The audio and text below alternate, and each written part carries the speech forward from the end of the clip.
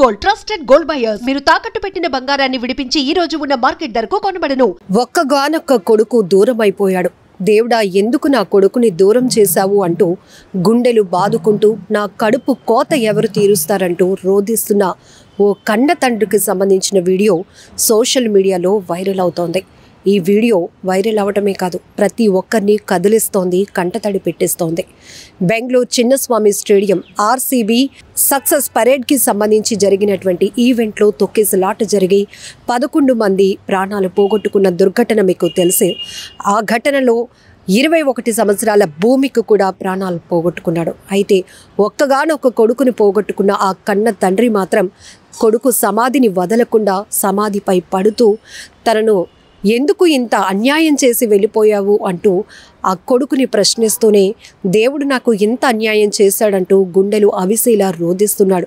ఇప్పుడు ప్రతి ఒక్కరిని ఈ వీడియో ఆలోచింపచేస్తోంది. ఎందుకంటే పిల్లలకి ఏది ఇష్టమో మనకు తెలుసు. పిల్లలు ఇష్టపడింది మనం ఇస్తే వాళ్ళు బాగా హ్యాపీ అవుతారని చెప్పి పేరెంట్స్ ఎంత సాక్రిఫైస్ చేస్తూ వాళ్ళకి ఇవ్వటానికి ఇష్టపడుతూ ఉంటారు. కానీ పిల్లలు తల్లిదండ్రుల కష్టాన్ని మీరు అసలు చూస్తున్నారా? అక్కడికి వెళ్తున్నారు, అభిమానం ఉండొచ్చు, మీరు గొప్ప ఫ్యాన్సే, కానీ జరగరాని ప్రమాదం జరిగితే మీకే ఏదైనా అయితే తట్టుకోవటానికి మీ తల్లిదండ్రులు సిద్ధంగా ఉంటారా? ఆ గుండెలు తట్టుకుంటాయా? ఒక్కసారైనా ఆలోచిస్తున్నారా? ఇది కర్ణాటకలో జరిగినటువంటి బెంగళూరు చిన్నస్వామి స్టేడియంలో జరిగిన ఒక్క ఘటన గురించే కాదు. సినిమా అవ్వచ్చు, క్రికెట్ అవ్వచ్చు, ఇంకొకటి అవ్వచ్చు, అభిమానం ఎంతవరకు హద్దులు దాటనంత వరకే. హద్దు దాటితే, మితి మీరితే అది ప్రమాదానికి తావిస్తోంది, ప్రాణాలు తీస్తోంది. ఇది నిజమైన మాట, వాస్తవం కూడా. ఎందుకంటే అనేక దుర్ఘటనలు మనం చూసాం. అత్యుత్సాహం వల్ల ఎంతోమంది ప్రాణాలు పోగొట్టుకుంటున్నారు.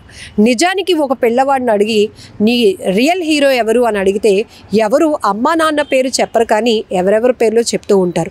ఇది కామన్. కానీ మీకోసమే వాళ్ళ జీవితాల్ని సాక్రిఫైస్ చేసిన వాళ్ళు ఎవరైనా ఈ భూ ప్రపంచంలో ఉన్నారు అంటే ఫస్ట్ అమ్మా నాన్న. వీళ్ళు మాత్రమే. దేవుడు అన్ని చోట్ల ఉండలేక మనకి అమ్మా నాన్నను ఇచ్చాడు అంటారు. మనం అడగకపోయినా మన అవసరాలు ఏంటో తెలిసే ఒకే ఒక వ్యక్తి అమ్మా నాన్న. ఎందుకంటే వాళ్ళ ఆలోచన, వాళ్ళ భవిష్యత్తు, వాళ్ళ ఫ్యూచర్ అంతా పిల్లలే అనేటట్టు బతికేస్తూ ఉంటారు.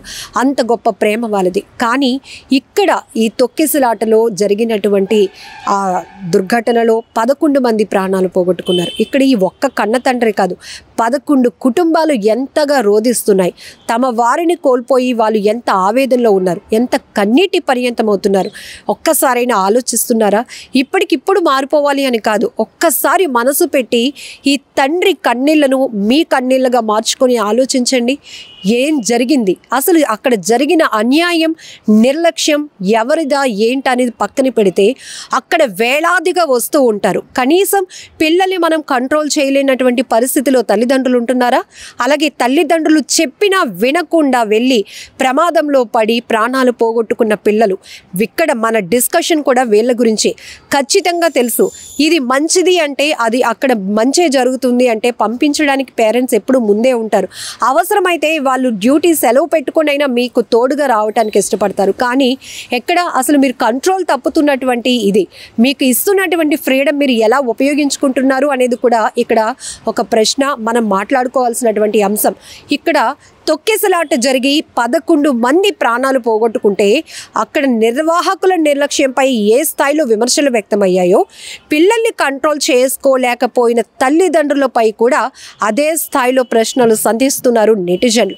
ఇక పిల్లల వరకు వస్తే కనీసం మీకు ఏం కావాలి, ఏది మంచి ఏది చెడు ఇప్పటి వరకు మీకు గైడ్ చేస్తూ వస్తున్న మీ పేరెంట్స్ మీకు ఒక ఏజ్ వచ్చిన తర్వాత మీరు సొంత నిర్ణయాలు తీసుకుంటున్నారు, ఫ్రీడమ్ అంటున్నారు, ఫ్రెండ్స్ వెళ్తున్నారు కాబట్టి వాళ్ళతో మేము వెళ్తామంటున్నారు. కానీ అక్కడ మీ ప్రాణాలకు ఏదైనా ప్రమాదం ఉంటే ఎవరైనా వచ్చి కాపాడుతారా?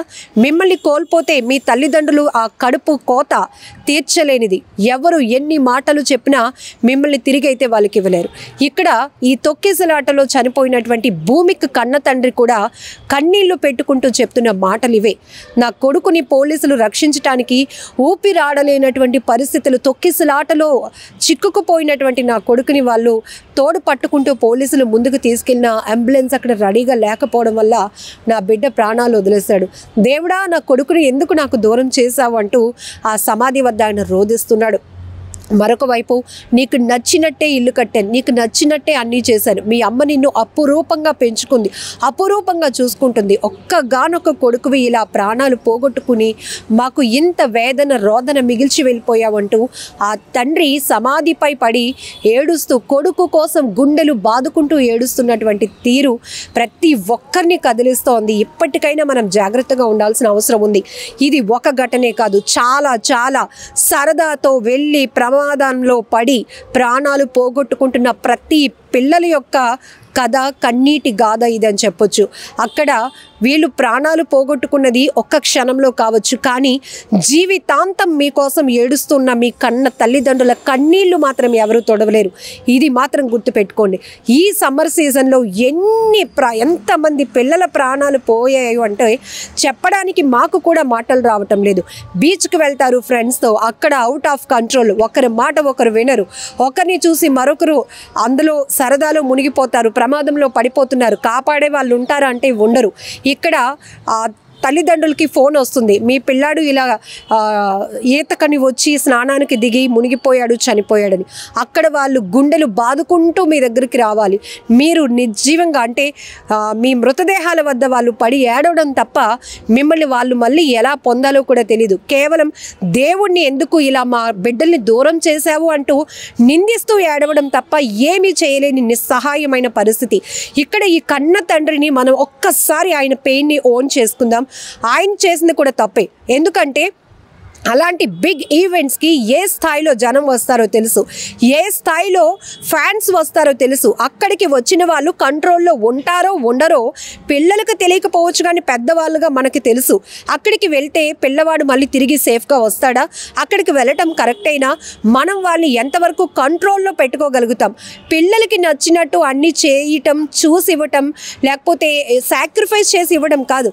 ముందు వాళ్ళని మనం రక్షించుకోలేనటువంటి పరిస్థితిలో ఉంటే ఎవరిని నిందించి ఏం లాభం అనేది కూడా ఇక్కడ మరికొంతమంది అభిప్రాయాలు వ్యక్తం చేస్తున్నారు. ఏదేమైనా ఈ దుర్ఘటన చాలా బాధాకరం. బట్ ప్రస్తుతం సోషల్ మీడియాలో ఈ తండ్రి రోదన, తండ్రి కన్నీటి గాథ చూసిన ప్రతి ఒక్కరూ మాత్రం గుండెలు వణుకుపోతున్నాయి. ఎందుకంటే ఇంత దుఃఖాన్ని వాళ్ళు దిగమింగుకొని ఎలా ముందుకు వెళ్ళగలుగుతారు అనేది కూడా ఒక ప్రశ్నే. ఇక్కడ భూమికి లాంటి ఒక కొడుకును పోగొట్టుకున్న కన్న తండ్రి కన్నీళ్ళే కాదు, ఇలాంటి ఘటనలు మరెప్పుడు కూడా జరగకుండా ఉండాలి అంటే మనం కూడా జాగ్రత్తగా ఉండాల్సిన అవసరం చాలానే ఉంది.